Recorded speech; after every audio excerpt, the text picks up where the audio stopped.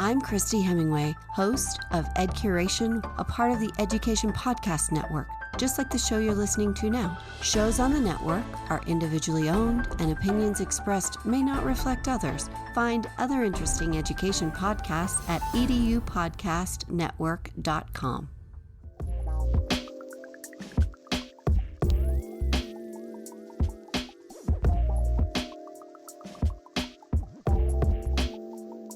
Hello, everybody, and welcome to another great episode of My EdTech Life. I am excited to be here with you all this morning, and thank you, most importantly, as well, for making us part of your day, wherever in the world you may be, whether it's morning, it may be evening, or you may be well into Sunday. I appreciate all of your support, and as always, from the bottom of my heart, like I always say, thank you, thank you, thank you for making My EdTech Life what it is today. And I am excited for today's episode. As you know, the school year is right around the corner. And let's say that maybe for a lot of us, this last school year was something that was very rough. We've encountered a lot going from brick and mortar to virtual, and then from virtual back to brick and mortar. And what I love to do is I love to get everybody's different takes and perspectives, everybody from leadership to ed tech integrationists. We've got coaches, but today we definitely have not so average principal here with us today. And that's a play on words because we have Ashley Markham, who is joining us this morning. And she is an administrator out of Michigan who has a great page on TikTok. And that is how I contacted her, because of the work that she's doing. And I love her different take that she has on administration and, of course, teacher support. And that's something that is very crucial and important. So thank you all for joining us this morning. And Ashley, thank you so much for being here on the show. How are you this morning? I'm doing well. Thank you for having me.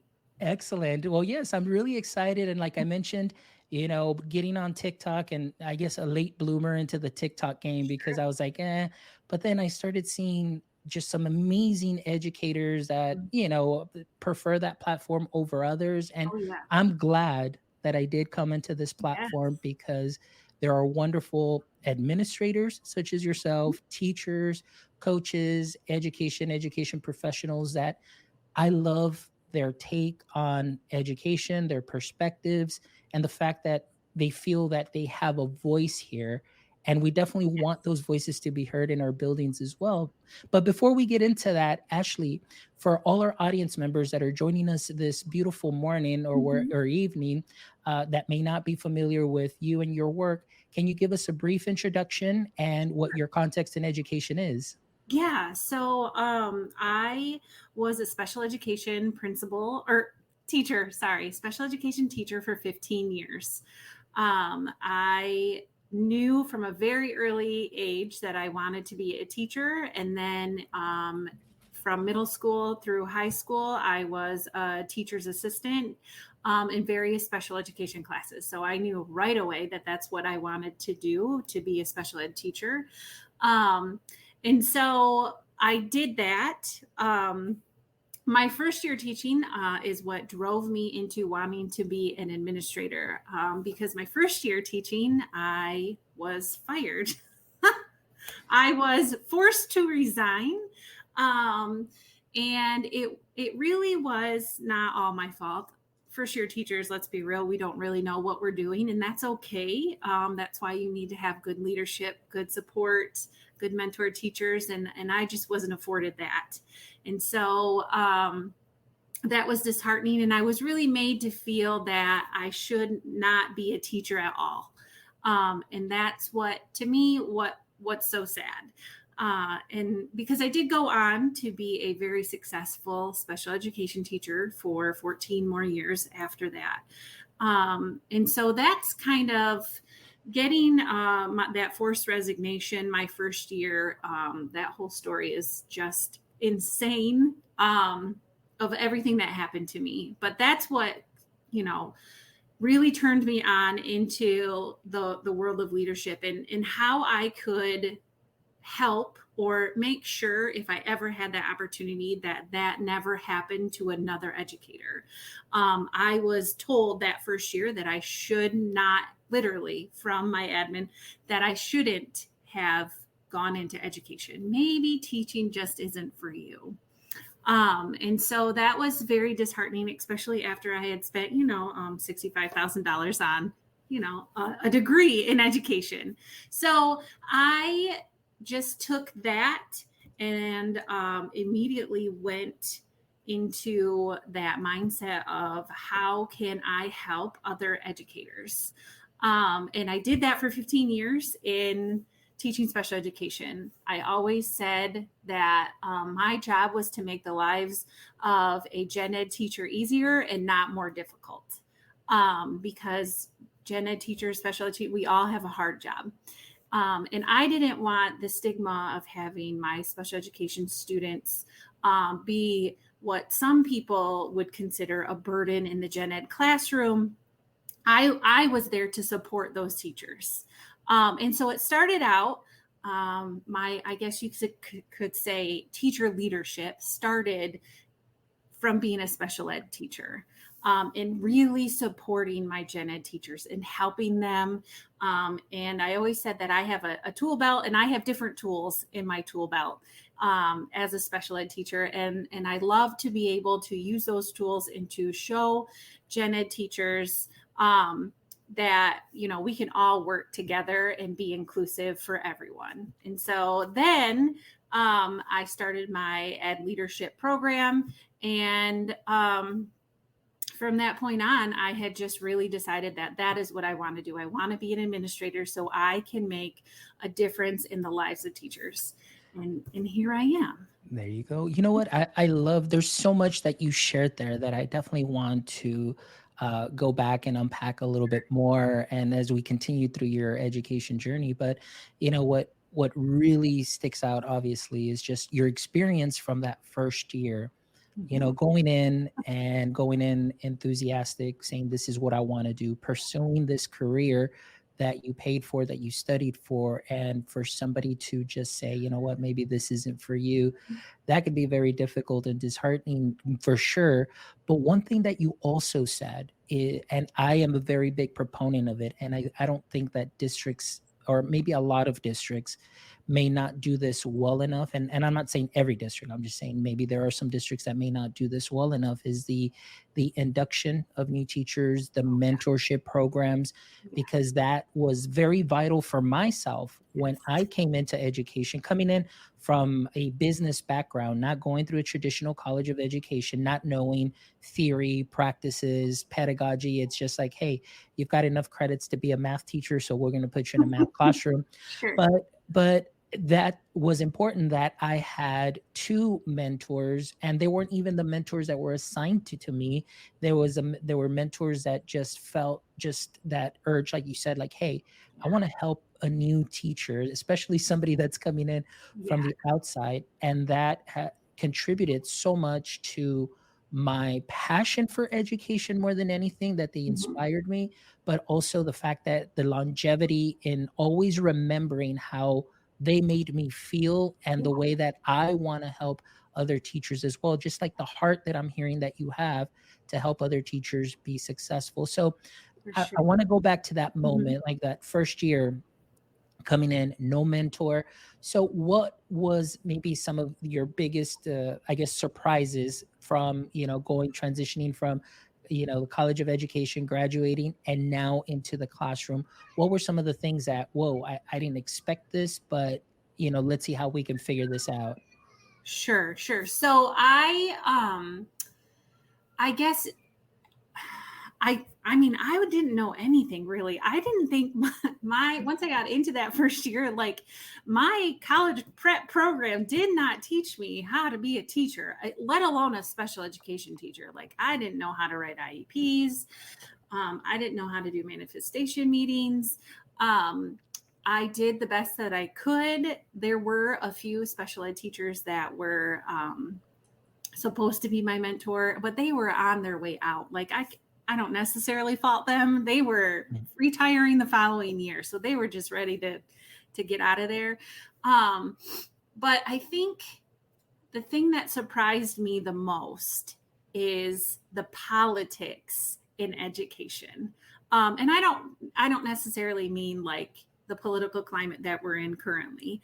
I mean, just like the things that you don't know happen in the world of education until you're in the mix, until you're in it, and how teachers are treated and how we are expected to do way more than what we're paid to do. And that sort of thing, just like those nitty gritty things that you aren't taught in your college ed prep program. And so that was like a huge, like, eye-opening experience for me. I never thought as a naive teacher that I would have an administrator that would be so poor. And how can you be so bad and be so successful in your career? You know, you are a principal of a giant middle school and you are supposed to be so successful from the outside looking in, but every single teacher in that building knew that that administrator was not good.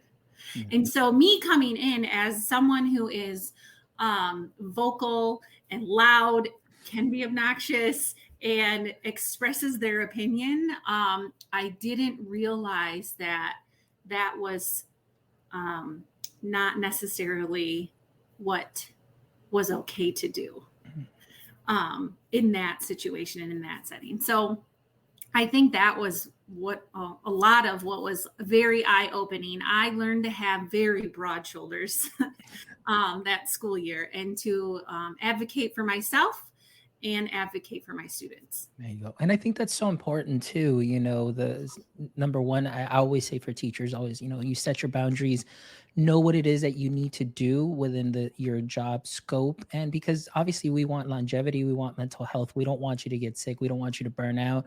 And, if you're happy where you're at, you're always going to come in happy. The students feed off of that. They're going to want to come into your classroom, and it's great. And I understand what you're saying, where from the outside looking in, it's like, oh, wow, like this person is amazing. Look at what they're doing. But the culture inside is very, very different. And that's what a lot of people may not see and the community may not realize. Another thing that I would love to ask about, and then we'll come back now, a little bit more about this, but what really stuck out is how you advocate for special education. Yeah. I have had the experiences where there are a lot of teachers in classrooms that'll be, oh, well, that's not my student. That's special ed. Like they take care of it. And so, but you're the general ed teacher. You're tier one. No, they're not mine. They're going to come pick them up and they're going to do their own thing. And I always was so disheartening and so heartbreaking, because there are a lot of teachers out there that do not want to support students because they may have an IEP or a 504 and they signed off on this legal document, but they're like, nah, I'm not going to do it. I'm not going to do it. Like, oh, you know what? Like, I'm still going to give you the 4 answer choices, but instead of like giving you that F, I'll just give you like the passing grade and whatever. But, and that to me is so disheartening and heartbreaking. And I just feel for that child, because to myself, I learned when I moved to the elementary, from high school to elementary, I kind of learned how to change my language rather than saying, oh, that's my kid. That's my kid. No, these are our kids. And when I started changing my language to that really just made a huge, huge difference into what it is that we are doing. So tell us a little bit more about your experience with that and special ed and advocating for those students. Yeah. So I always use the phrase shared custody. We co-parent these students together. We have shared custody, and we have to do what's best for the student, not what's best for ourselves, but what's best for the student. And what's best for the student is to have a gen ed teacher and a special ed teacher who are on the same team and can collaborate professionally and successfully. And so I always prided myself in being able to build those relationships first. Just like administrators want teachers to build relationships with students, teachers need to be able to build relationships with other teachers. Was that always easy? Absolutely not. Did I always get along with every single teacher that I had to work with? No. And when I became an administrator, I actually went through my years of service, and tallied how many gen ed teachers I worked with in my 15-year career, and it was over 150. So over 150 gen ed teachers that I had to build relationships with, that I had to find a way to connect with them, to help them connect with my students. And it wasn't, like I said before, it's not always easy, but if I always felt that if I was able to make those connections with teachers, then they would more easily be able to connect with my students or our students. Sometimes I would have teachers who, generally did not like me because I would tell them straight up, like, this is it, this is a legal document and you have to follow this. But I always followed that with, how can I help support you? Not just support the student. How can I help support you as the gen ed teacher? What do you need from me to help you help our student? And I think that is what made me a successful special education teacher, is that my gen ed teachers knew I was in their corner, I was on their side, that they weren't just their student, they weren't just my student, they were our student, and I was always going to be there to support them supporting the student. And I think that's huge. Yes, no, I agree with you 100%. That is huge. And I've seen it on the flip side too, where it's more like, okay, yeah, you're here to help. Okay, go make these copies and go make Oh, these yeah. tests and do all this other stuff. And pretty much just like, okay, you're going to go teach them the same Mhm. thing, or even though I may be the teacher of record, you're the one that's going to be doing all the instruction for them. Yeah. And I'm like, wow, and Yeah. yeah, like I said, it is a problem and it does take a toll, but Mhm. I mean, we could definitely do better. But Yeah. let's move now forward to now all of a sudden it's like, all right, Ashley is principal now, that drive to go into admin, because I can tell just, the way that you're speaking, you really have that heart to support, to help, and to better the Mhm. environment and culture around. And I've seen a lot of your content that you create. And Yeah. I love especially the most recent uh, content that you've been creating, going into these principal groups, and it's like, wow, like it's very Mhm. shocking, Yeah. for a lot. It is. It It is. really is. So all right, so I just want to know, where did that story start? I know it was like, okay, I know this person or this experience did not go well, but Mhm. that's what drove you to be a principal. Yeah. So tell us about that process and how you started, and I guess maybe your perspective and your practice, where does that come from? Sure. So, after that first year teaching, I was even hindered from getting other jobs by those two administrators. They would call around, and it was just horrible. It was like the worst experience of my life. But I was thankful. I'm so grateful to have gotten a position in a charter school in Flint, Michigan, and that charter had a special ed teacher named Lola. Lola came into the profession later in life. So she was more like my mom's age than my age. But Lola was the one that helped mold and shape me into the teacher that I am today. And I had that mentor connection with her. We're still amazing friends.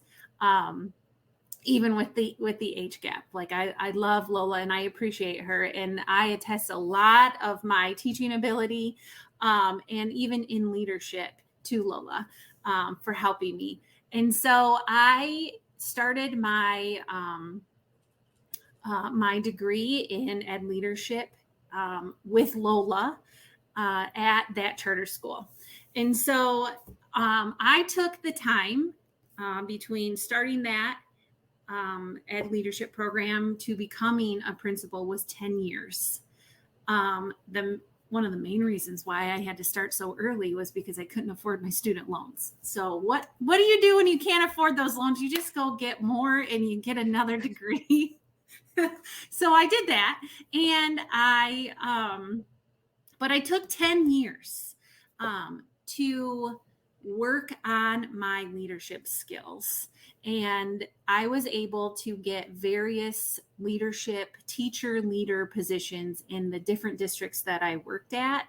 My most recent and previous district, I was the head teacher which basically was an assistant principal without the title or the pay increase. But I did it because I knew that I was on a track and I wanted to have those experiences. So I was able to do discipline and to help my principal as basically an assistant principal. And that principal, she gave me a lot of opportunities. I did whatever leadership things I could do for her. I created our master schedule. I created our testing schedules. I was chair or head of the school improvement plan. I did district improvement. I did everything that I could possibly do to give me experiences. And so that really helped give me a broad experience. And so I had a lot to bring to the table when I actually became an administrator. And in those 10 years, I did many interviews, but I'm grateful that it took me 10 years to get that first admin job, because I have all of those experiences to pull from, working with so many different educators. And I'm glad that was my journey. And now I can use those experiences and help other teachers. And that's one thing that I love. And that's one of the reasons too, that I love your content, is because, just hearing your experience, it really allows you to learn so much from so many different people, so many different perspectives. And even as us, continually learning and not stopping and being stagnant and just sticking in our box, but really thinking outside the box, and even sometimes going against the grain, which can be very difficult. Yep. Because we're always looking not only just for ourselves, but I mean, you're looking for just teachers that are getting overwhelmed, and they're getting, so many burdens are put up on them, state testing, other mandates, federal mandates, state mandates, and all that stuff that is happening. And it's so difficult for a lot of them that it's important to have leadership that is, in the trenches with them, not just, at their desks the whole time and not being visible and just kind of staying in their safe space, but to really go out there and check the climate and see what's happening, that the decisions that are being made in that office, go follow a student around all day and see how those decisions affect your teachers and that student all day, and Sure. see, could we do something better, or how can we improve this, or what, this is working. So I love that you bring a lot of that to the table. And so now, kind of transitioning into this role, and in your experience now, in the past, I guess we'll say the past 3 years, going from brick and mortar to virtual, and now from virtual to back to brick and mortar, Sure. for yourself, what have you included in your practice to help that climate and that culture in your school, to help support your teachers? What have been maybe the top 3 things that you've done to help support? Yeah. And I think, okay, so I would say getting to know my staff 100% is the best thing that any administrator can do. Getting to know them on a personal level, understanding how they work, the ins and outs of their brains, just figuring their personalities out. I think that was one of the best things I could have done to make my me successful and my building successful. So that's like the number one. I want to know who you are, what your experience is, where you're coming from, who your spouses are, what do your children do? Are they in school, out of school? Are you a grandparent? I want to know all of that, because that can better help me help you. If I know a little bit about your life experiences. So getting to know my staff, huge. Number one, that's what I do. And then number 2 is showing appreciation every single day in any way that I possibly can. And I didn't realize until I started TikTok and getting so many comments on my videos of negative things that have happened to teachers. Like, I've had my negative experiences. My teacher friends have had their negative experiences, but I guess I didn't realize how wide that spectrum is in the world of education until TikTok.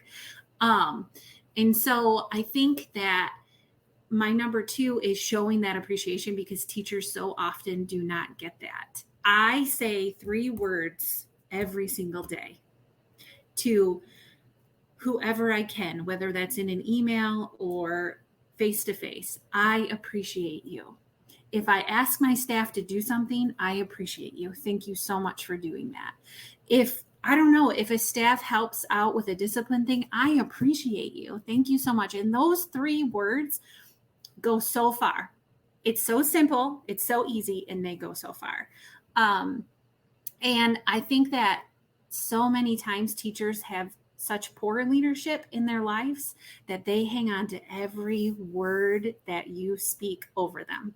And so just having that positive affirmation that there is someone on your side in your corner that does appreciate you can go so far in building a positive climate and culture in your building. Yeah. Go ahead. Oh, no. Yeah, I was going to say, I think those 2 things, it's making those connections before anything else are definitely something that is very important. And, with high schools, with so many, teachers and so on, it could be very difficult to do those things. But I want to ask you, how do you do that at the beginning of the year or throughout the year to get to know your staff? Is there something that you do or use, maybe just to help provide some help for some principals on how to do that? All right. I think we might have frozen, or I think it might have been me.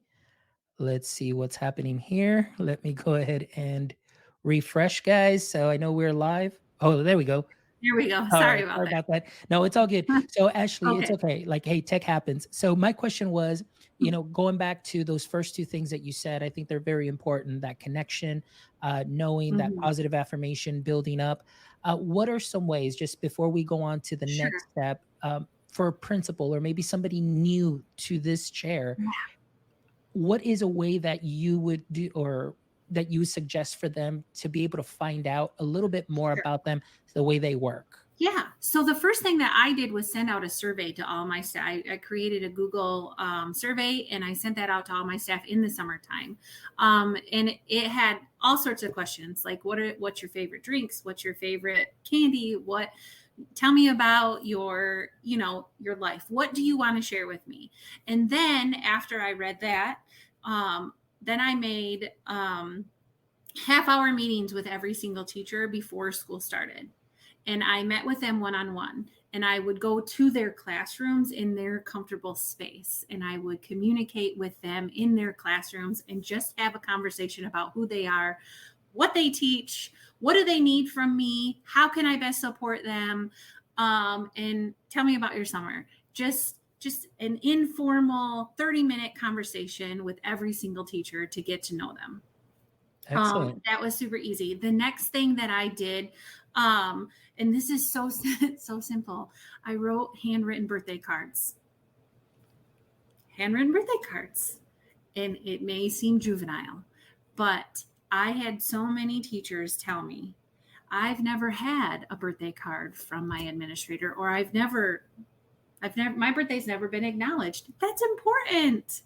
So those are just easy things that I could do to get to know my staff and to show them that I do appreciate them. There you go. That's Mhm. great. This something simple. Now Super we do have a question here from Sherry. Sherry, thank you so much for joining us. She's been great. She's been on a lot of our shows and commenting. But Sherry has a question. She says, "Do you make similar connections to families?" So maybe let's talk a little bit about that. How do you reach out to families? And before you start with that, it's for myself too. That's something that's very important. That Mhm. when we hear the term learning community, oftentimes we think of just the people within our 4 walls and within our district buildings.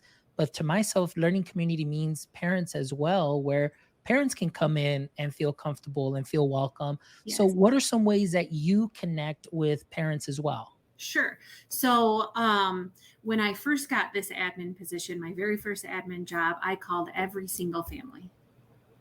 Every family. I spent all summer and I called every family to introduce myself. And some parents were like, "Hi." Like they didn't really know how to react to the principal calling them in the summer. I don't know. Were they like, Not wait a minute, school hasn't just even like started and my kid's in right, trouble already? right, just like a long pause, like, okay. And I'm just like, I'm just calling to introduce myself. I'm your new administrator. I'm your new principal. If there's anything I can do to help, I would love to be there for you and your family. So Another thing that helps me get to know my families on a more personal level is that I do work in a small district. So it is already more personable. But having that initial phone call with all of the families, I think was very helpful. And some parents shared a lot about their kid. And some parents were just like, okay, it's nice. It's nice to know who you are. And, I'll see you at open house. So, but that said, I feel like that set me up for success. The other thing that I love to do is go to all of as much as I can the extracurriculars. I support the band, I support athletics, I support our drama club, and wherever I can be present, whenever it is, it fits into. I'm also a mom and a wife. When it fits into my schedule, I do that as much as I possibly can.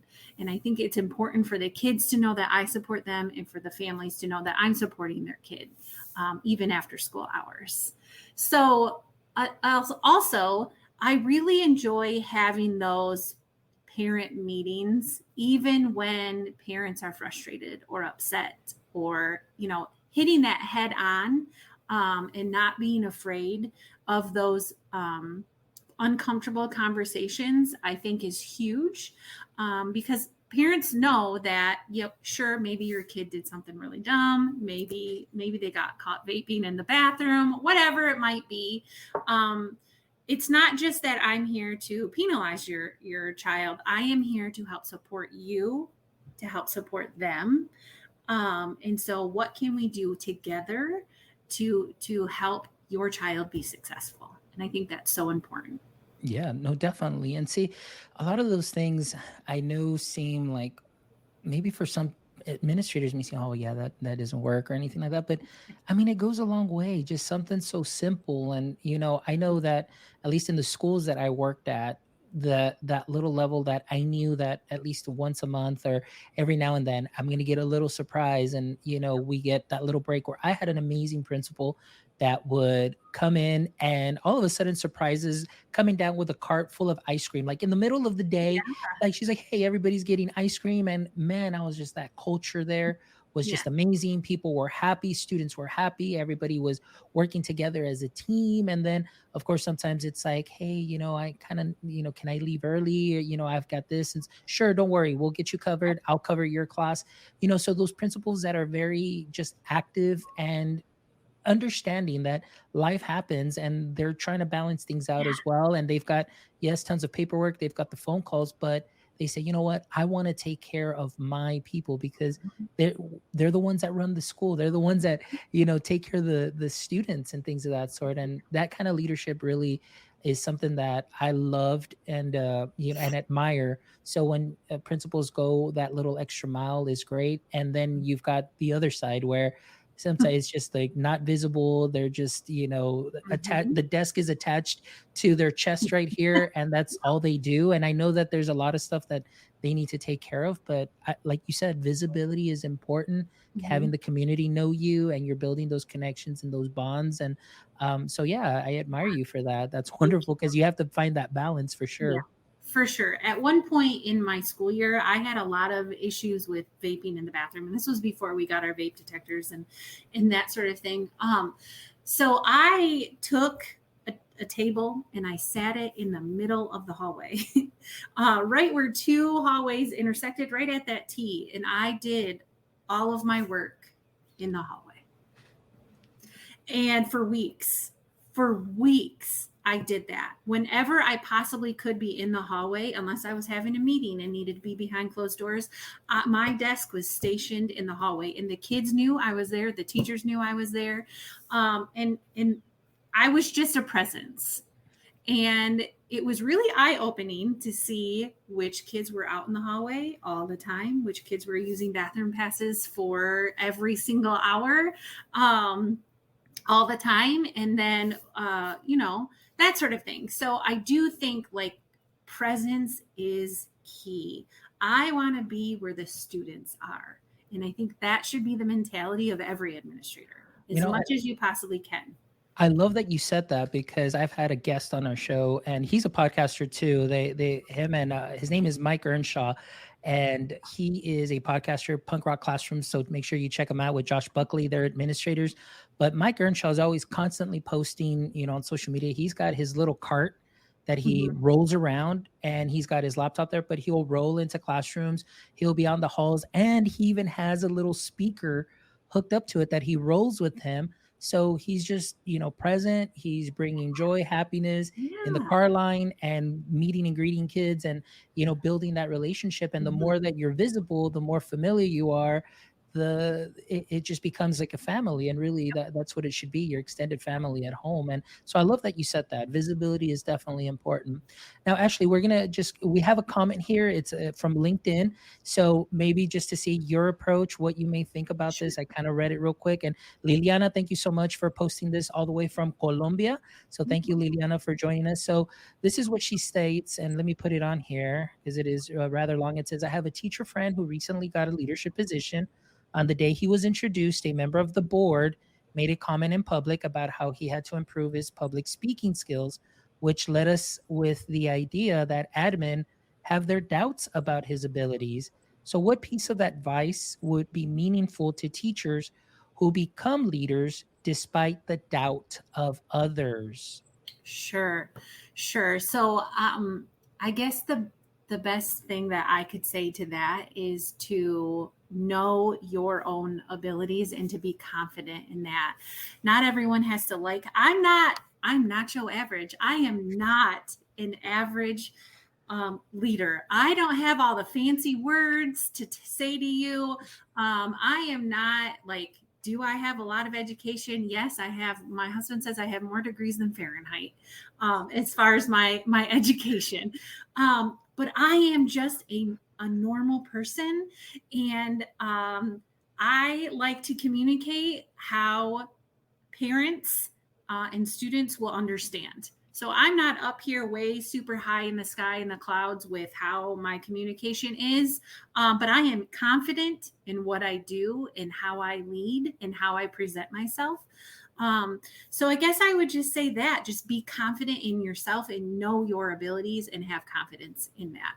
Excellent. Thank you so much. Yeah. And thank you, Amanda, also joining us. Amanda is a great fan of the show, supporter. Thank you, Amanda. It says here, being connected to one another during the workday helps build climate Mhm. and culture authentically. I absolutely Yes. agree with that. 100%. Excellent.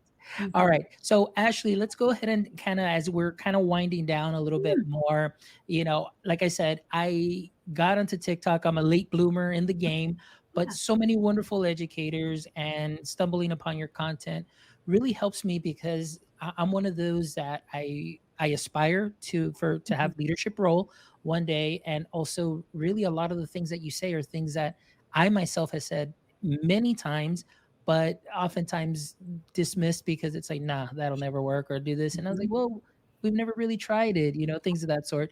However, tell us a little bit about how you got into the TikTok game, and then of course the work that you're doing there, because it Sure. is a positive channel. It's not like a lot of channels that are out there that are like, oh, you need to quit, you need to do this and do that. And because I love the genuine advice that you share, because it's through your experience. So tell us a little bit of how you got started with that, or why you got started with that. Yeah. So I was on TikTok probably for like 6 months before I ever even made a video. And it was so eye opening to see all of these educators doing their thing, like being them and doing their thing on TikTok. I loved it. And then I thought, I can do my thing. And I didn't see a lot of administrators on there. And even now, if someone does comment that they are an admin, they don't have videos. There's not a lot of content that they are creating, which is totally fine. Not everyone is comfortable with that sort of thing. And so I thought, well, I have a lot to say, and I just need an outlet. And so that's kind of how my TikTok came to be, was just having a place where I could express myself and perhaps help other people. Um, like I said, several times, I support teachers. And so I want to be an example to other administrators on how they can support their teachers. Um, and I try to keep it as positive as possible and uplifting as possible, because education is negative a lot. Unfortunately, we are so politicized, and the climate and culture of our country currently. In oftentimes, teachers are always the scapegoat. We are the scapegoat. Educators can be the scapegoat for whatever is going on in our country. And that's so frustrating. It's always, well, we're not testing enough, or we're not doing enough, and you're not working hard enough, and you will get the summers off, and that sort of thing. And so my TikTok is just to kind of shine a light on the good things that are happening, how administrators can be helpful and supportive, and how administrators can create a positive climate and culture. And also on the flip side, to show teachers that there are good admin out there. We are out there. You just sometimes need to find us. Yes. We are there, and we are here to support you and to love you and to nurture you and to help you be the best teacher that you can be for our kids. And so that's kind of how my TikTok came to be. Yeah. And see, and that's what I love about it, that in yes, we see all the teachers doing their own thing, and then of course you get that other side of TikTok where it's like, oh, this is why I Yeah. quit my job and now I'm doing this. And but a lot of the root of that I've seen in some of those channels or some of those videos is that it was at one time that they got hurt Mm-hmm. by admin, or Yep. they got hurt by people that are in those director spots and things of that sort. And Or it's the man, lack of support. yeah, or the lack of support. And so I'm just like, wow, this is terrible. But then we see a channel like yours, and I absolutely agree. Like it really kind of gets me thinking, oftentimes gets me reflecting, but in a positive way of saying, you know what, if I was in this kind of role or in a leadership role, I would absolutely love that tip, or I would absolutely love to try that, because you want to. I'm all about culture, I'm all about connections, I'm all Mhm. about, like you said, knowing who I am working with and to help them out, and know them at that personal level where I know the way they work and how we can gel together. And that's something that's very important. So thank you so much for sharing that and bringing so much positivity, and of course your own personal experience through that. And I Mhm. appreciate you coming on the show and sharing your story and your experiences. So I mean, it's just been a delightful, wonderful, my cup, my heart is full right now, and my cup of coffee is empty, but my heart is full. So I just absolutely loved it. So Ashley, thank you Mhm. so much. But Yeah. before Sure. we go, here's one of my favorite segments, and a lot of people Yeah. their favorite segments is these last three questions for that I always love to ask my guests. So Ashley, question number one before we wrap up is, in the current state of education, what would you say is your current edu kryptonite?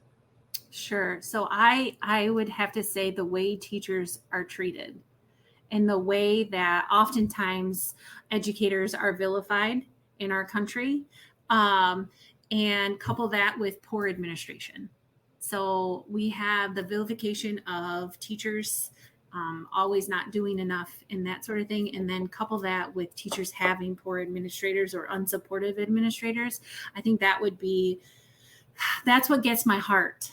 That's what that's what pushes me to do more and to educate administrators. But that also just it gets me, and I hate that teachers have to go through some of the things that they've had to go through. It's not right and it's not fair. But that's why I'm here. That's why I have my TikTok, to hopefully shine a light on the good. Excellent. Thank you so much, Ashley. Yeah. Question number two is, if you could have a billboard with anything on it, what would it be and why? Sure. I thought really hard about this. I even Googled it. um, if I could have anything on a billboard, it would be every face of every child or educator that has lost their life to gun violence in schools. It would be their faces, and it would be all over this country, everywhere you turned. I want to see their faces. I want everyone to remember um, them, especially those educators. Excellent. Thank you so Mhm. much for sharing Yes. that. That's such a good answer. Yeah. All right, last question. And we kind of talked a little bit about it in the very beginning. So let's say that this was not your average podcast and you are the host and I am your guest. What would be one question you'd like to ask me? Sure. Just going along with how can I support you? I guess that would be my question. How can I support you? What can I do? What can I do support you and um in your mission, your goal, and what you're doing? Oh, wow. Well, thank you so much. No, but You're that welcome. is that. Wow, that kind of like where did that go from? That's awesome. No, really, honestly, it's just really by just visiting our website, sharing our content because it seems like our mission, our paths are very similar. Our end goal is really, of course, for myself, is student success, but also building that culture, those connections, and building that PLF, that personal learning family. Mhm. So for you and I to just be here on this podcast is already amplifying that mission, which is to connect educators from the K through 12 space, higher ed, education professionals, and even content creators. That now we're seeing teachers being content creators as well, Mhm. bringing them together and just really blowing this up. The positive side of education, how we can change education, our ideas, and mainly is sometimes people have different ideas, but where is that intersecting segment that where we can all meet eye to eye and to continue to push the education needle forward. So really the support is just that keep doing what you're doing, Thank and you. that maybe we can collaborate later on Yeah, I something would love. else, and just continue to have these talks and share with people that not everything that you see on the news or anything that you see in the politics and everything is all true, that we there are genuine, authentic, wholehearted individuals such as ourselves that have a passion for education and what we do, and we want just what is best for our students and our teachers to continue to move this country forward.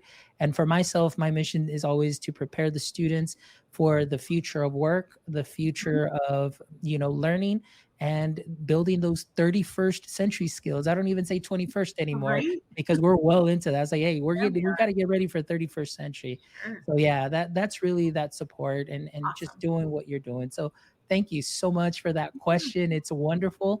And here's maybe another one that I thought of that I'm going to put you on the spot is Okay. who would you recommend also to be a guest on this podcast? Oh, I I mean, I looked through your TikTok and your videos and saw who you had. Um, I think Mrs. Chang. I think she's awesome. Have you seen her I on have TikTok? not. Oh, you got to find her on TikTok. She has like Okay. 1 million followers. Okay. Um, You got to send me that I, DM with her. I will.